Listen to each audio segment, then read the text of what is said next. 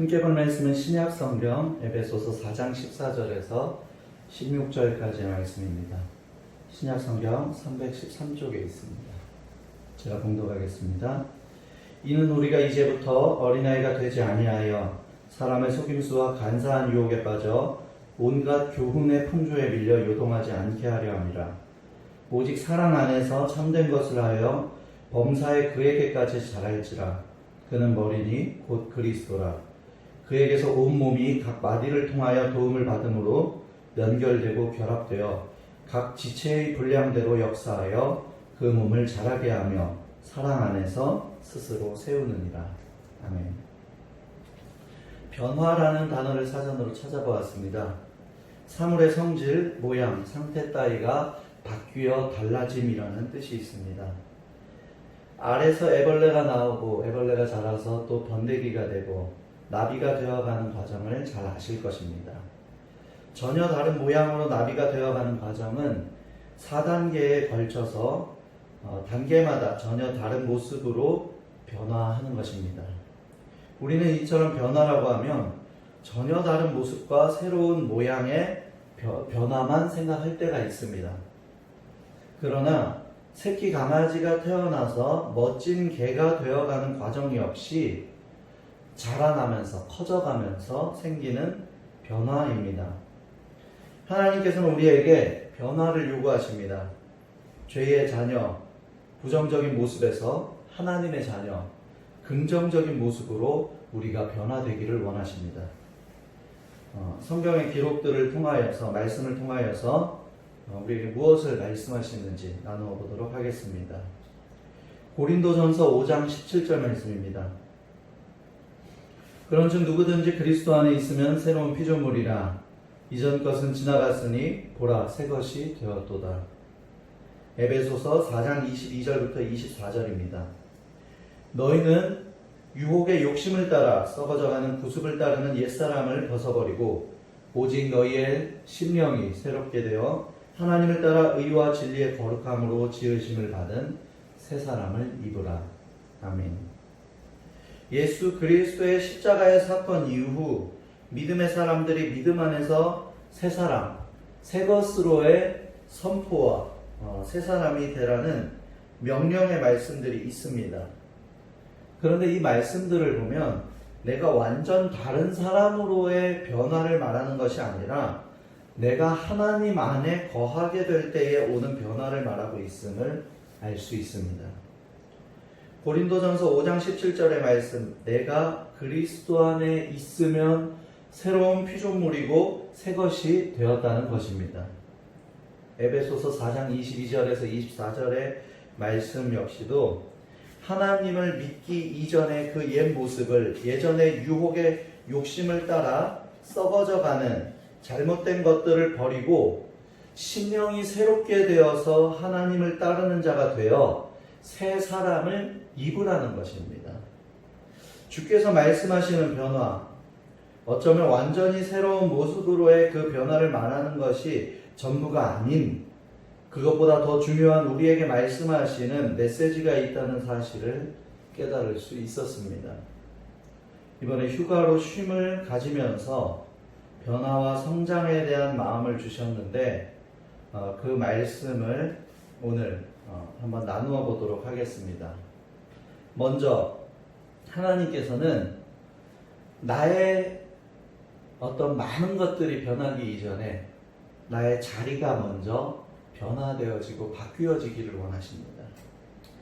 그리스도 밖에서의 모습으로 살아왔다면 이제 그리스도 안으로 들어오기를 원하십니다. 자리의 변화이죠. 그리스도와 동행하는 삶이 아닌 그리스도를 벗어난 세상에만 속한 모습이었다면 그리스도와 함께 그리스도 안에서 빛과 소금으로 세상 속에서 새 사람이 되기를 원하시는 것입니다. 누구든지 그리스도 안에 있으면, 누구든지라고 하였습니다. 누구는 되고 누구는 되지 않는 것이 아니라 전에 어떠한 모습으로 있었다 할지라도 누구든지 주 안에 있게 되면, 주 안에 있으면 새로운 피조물이고 새 것이라고 불러주시는 것입니다. 이것을 한마디로 표현하면 은혜라고 합니다. 내 기준으로 볼 때 나보다 조금 더 나쁜 사람, 덜 나쁜 사람 할 것 없이 누구나 주 안에 거한다면, 주를 믿고 주 안에 거한다면 주님께서는 내 안에 거하는 너를 내가 새 사람이 되게 하였다라고 말씀하시는 것입니다. 죄로 물든 피조물이 아니라 주 안에 있는 새로운 피조물, 새 것이라고 여기고 불러주신다는 것입니다. 중요한 것은 말씀이 교회를 다니면이라고 말하고 있지 않습니다. 그리스도 안에 있으면이라고 했어요. 종교 활동으로서의 그런 참여가 아닌 주 안에 거하여 주님의 은혜 가운데에 주가 허락하시는 변화를 경험하고 고백할 수 있는 꿈꾸는 교회와 모든 성도들이 되기를 주의 이름으로 축복합니다. 내가 교회를 다니니까 나는 주님 안에 있는 것이야. 아닙니다. 겉으로는 교회를 다니고 있어도요, 주님 안에 거하지 않는 삶을 사는 사람이 많습니다. 우리는 정말로 주님이 보실 때에 이제 드디어 얘가 내 안에 들어왔구나. 내 안에 거하는구나. 너는 새로운 피조물이야. 주님의 기준으로 바라볼 때에 우리가 주님 안에 거하는 자가 되어야 한다는 것이죠. 두 번째로 옛사람을 벗어버리고 오직 너희의 심령이 새롭게 되어 하나님을 따라 거룩함으로 지으심을 받은 새 사람을 입으라는 것입니다. 여기에서 말하는 옛사람은 예전의 모든 모습을 다 버리는 것을 말하는 것이 아니라 욕심이나 예전의 잘못된 죄의 모습을 말하고 있는 것입니다. 그 모습을 다 버리고 심령이 새롭게 되어 있는데 심령을 새롭게 할 수 있는 것은 어떻게 가능합니까? 이것은 내가 할 수 있는 것이 아닙니다. 하나님께서 하셔야 하는 것입니다. 내 영혼을 책임지시는 내 영혼의 주인이 되시는 하나님께서 새롭게 해 주셔야 하는 것입니다. 나의 주인이 하나님임을 인정하고 주님께 맡겨야 한다는 것입니다. 주께 맡기면, 주를 따르면 하나님께서 거룩함으로 나를 지으시고 나를 만드신다는 것입니다. 성경이 말하는 변화, 우리에게 명령하는 변화는 나의 완전한 노력과 내 열정으로 이루어지는 것이 아니라 내가 하나님께 맡기고 하나님을 의지하고 하나님 안에 거할 때에 하나님께서 우리를 변화시켜 주시고 우리에게 변화를 허락하여 주신다는 사실입니다. 거룩이라는 단어 잘 아실 것입니다. 구별됨이죠. 내가 스스로 구별이 되는 것이 아니고 구분이 되는 것이 아니라 하나님께서 구분되어짐을 인정해 주시는 것입니다. 내가 아무리 인간적으로 노력하여도 우리는 성정이 같은 사람일 뿐입니다. 주가 거룩함으로 나를 이끄시고 나를 붙들어 세워 주셔야 합니다. 내 안에 분냄이 있습니다. 내 안에 미움이 있고 시기가 있고 질투가 있습니다. 어느 정도 노력하여 어느 정도의 열매를 맺을 수 있을지는 모르겠습니다. 그러나 사람의 노력에는 얼마 되지 않아 분냄이, 시기가, 질투가, 미움이 금방 드러난다는 것입니다. 그래서 우리는 주님 앞에 나를 내어드리는 믿음의 고백과 훈련을 끊임없이 해야 하는 것입니다. 주께서 우리들의 믿음의 고백을 보시고 우리를 변화시켜 주시고 성장시켜 주실 줄로 믿습니다.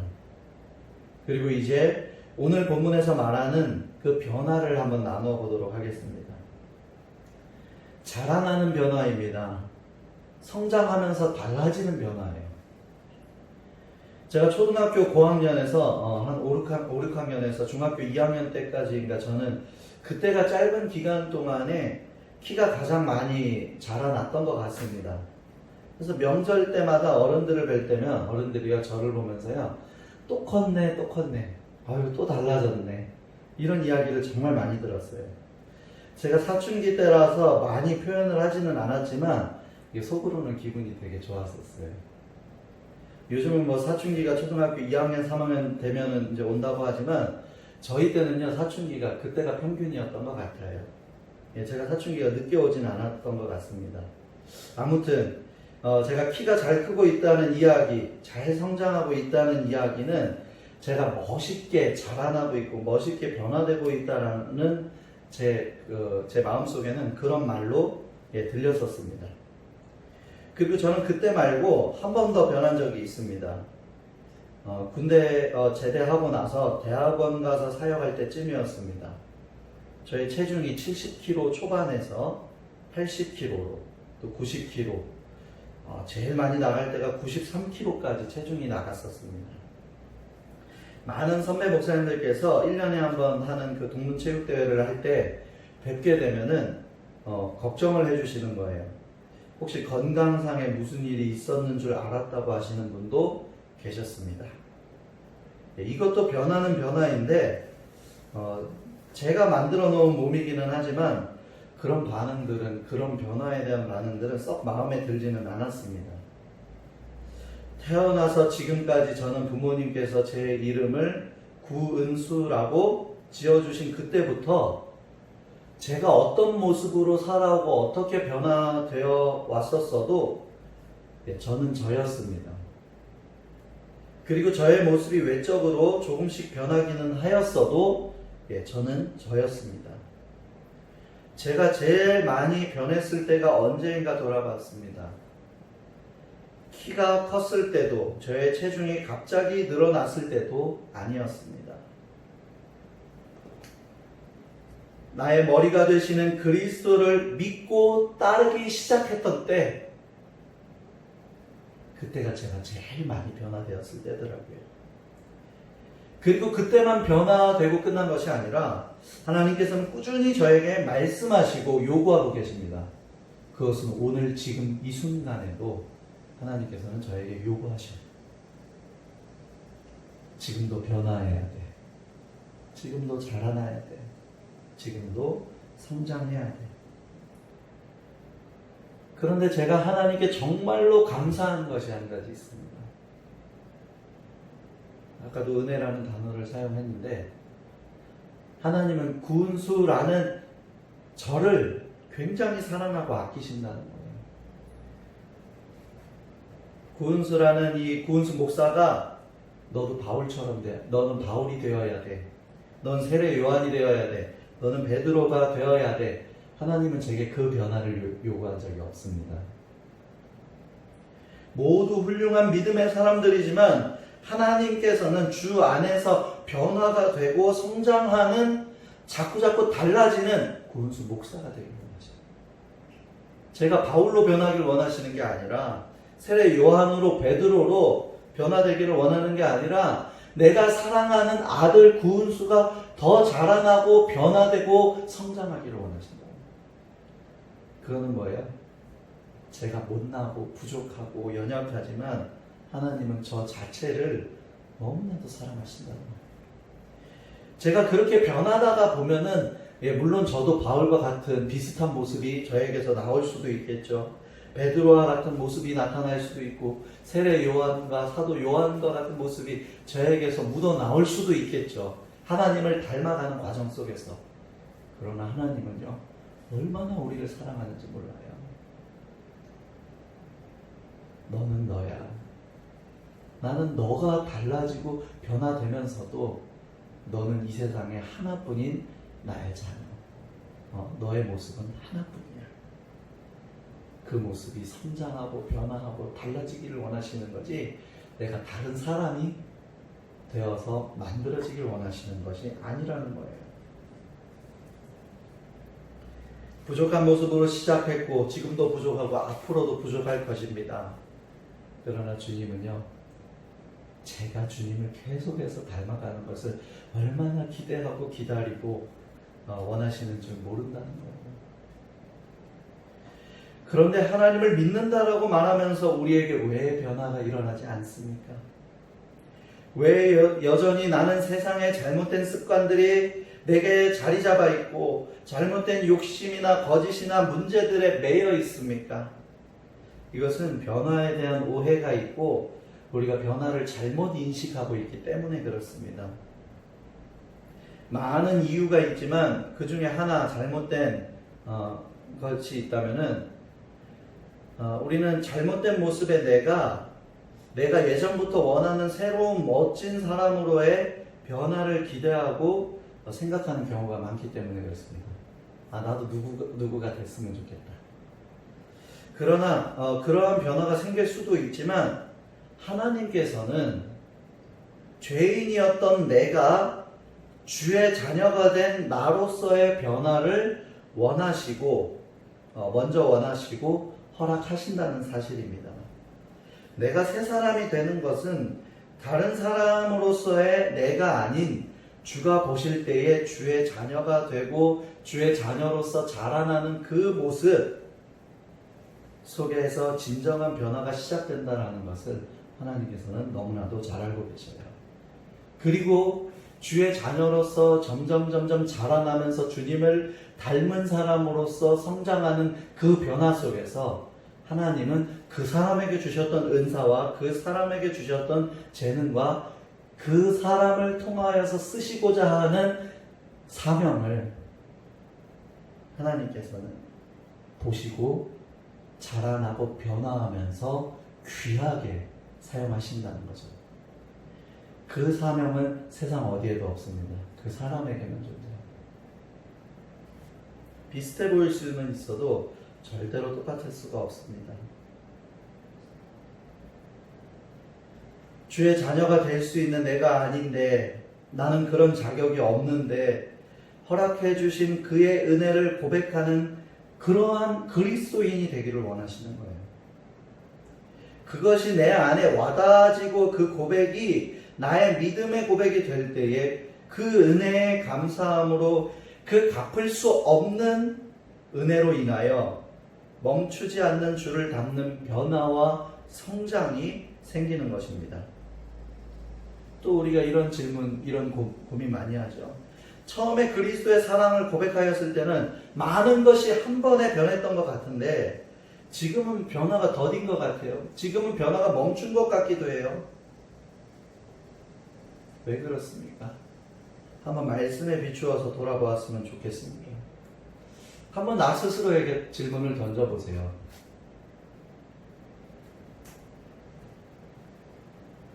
내가 처음 주님을 만났을 때는요, 막 이런 고백들을 했을 거예요. 주님이 제 전부이십니다. 주님이 저의 주인이십니다. 주님이 저의 머리가 되십니다. 지금도 여전히 그분이 머리이십니까? 혹시 내가 머리가 되어 있지는 않습니까? 내가 머리라면은 그분이 허락하시는 변화가 나에게 일어날 수가 없어요. 성경은 말합니다. 변화가 멈추어 있고 성장하지 못하고 있는 나에게 주를 닮은 사랑이 있어야 된다라고 말합니다. 사랑이 없으면 아무것도 아니라고 말합니다. 주가 머리가 되시고 또 내 안에 사랑이 있습니까? 주님을 닮은 주님께서 나에게 부어주신 사랑, 허락하신 그 사랑이 지금 내 안에 있습니까? 그 질문을 먼저 해야 돼요. 그게 없으니까 변화가 더디고 변화가 없어 보이는 거예요. 주님이 머리가 되시고 주님을 닮은 사랑이 내 안에 있다면 변화는 멈추지 않습니다. 성장은 멈추지 않아요. 많은 요인들이 있죠. 세상 속에서 분주하게 살아가다 보니까, 삶을 너무 치열하게 살아가다 보니까 어때요? 사랑보다 먼저 자리 잡는 것들이 너무 많은 거예요. 사랑을 잃어버리고 내가 자꾸 머리가 되고 하다 보니까 변화가 더뎌지고 변화가 무뎌지고 변화가 없어지는 거예요. 오히려 좋지 못한 모습으로 변화되기까지 합니다. 변질되기까지 하는 거죠. 그리스도를 진심으로 사랑하고 그 사랑 안에 거하는 자, 주를 닮아가는 변화가 있을 것입니다. 우리에게 거룩이 없고 주께서 말씀하시는 새 사람으로의 변화가 없다면 우리는 반드시 회개함으로 구해야 할 것입니다. 내 안에 그리스도를 향한 그리스도의 사랑이 없었음을, 어린아이가 장성한 자의 모습으로의 변화가 주는 교훈이 무엇입니까? 성장하는 변화입니다. 우리는 육신의 죽음을 보게 될까지 주님을 닮아가려는 믿음의 자녀가 되어야 할 것입니다. 이 정도면 나 많이 변했는데, 이 정도면 새 사람이 되었지가 아닙니다. 우리는 많이 변한 것 같아도 다시 그 자리에 와 있는 것 같고, 여러 가지의 일을 겪었음에도 다시 이전의 나의 모습으로 돌아간 것 같은 생각이 들 때가 정말 많이 있습니다. 바라기는 주님을 닮아가기를, 주를 따라가는 성장의 변화를 계속해서 구하고 찾는 저와 여러분들이 되기를 주의 이름으로 소망합니다. 작은 변화의 시작 속에 큰 변화와 꾸준한 변화가 있는 것입니다. 다만 멈추어 있거나 예전의 모습으로 돌아가지 않아야 합니다. 내가 깨달아서 이루어내는 변화가 아닌 주가 깨닫게 해주시는 변화가 필요합니다. 내가 주도적으로 하는 변화가 아닌 주가 전적으로 주도적으로 바꾸시는 변화가 필요합니다.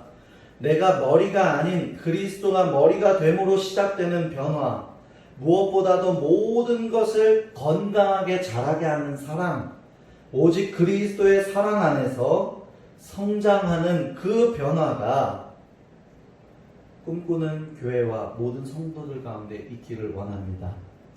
지금 아시지요? 전국뿐만 아니라 지금 주변에 중국도 그렇고 일본도 그렇고 뉴스에서 온통 나오는 것이 뭐예요? 비소식입니다. 물난리입니다. 지난번에 대전 우리 교회 주변에 있는 옆 동네에서 물난리가 났었는데, 지금 전국적으로 뉴스가 나오면서 그 소식을 바라보고 있으면요, 마음이 너무 아파요. 전반기 때 코로나, 지금 중간에 사람들이 한번 쉬어가 있으면 휴가가 있는 이 휴가철에는 장마와 물난리, 그런 모습을 보면서 마음이 너무 아팠습니다. 그런데 우리가 다른 이들에게요, 직접적으로 해줄 수 있는 게 없어요. 여러분, 이럴 때 우리가 주님 앞에 서서 그들을 마음에 품고, 나도 힘들지만 그들을 위해서 더욱더 기도할 수 있는 계기가 되었으면 좋겠습니다. 주 안에 와서 기도하고 주 안에 와서 머무를 때에 주님께서 우리에게 진정한 쉼을 허락하시고 오늘 말씀대로 성장과 변화도 우리에게 허락하여 주실 줄 믿습니다. 주 안에 거하면서 주가 허락하시는 변화와 성장을 경험하고 고백할 수 있는 우리 꿈꾸는 교회와 모든 성도들이 되기를 주의 이름으로 축복합니다.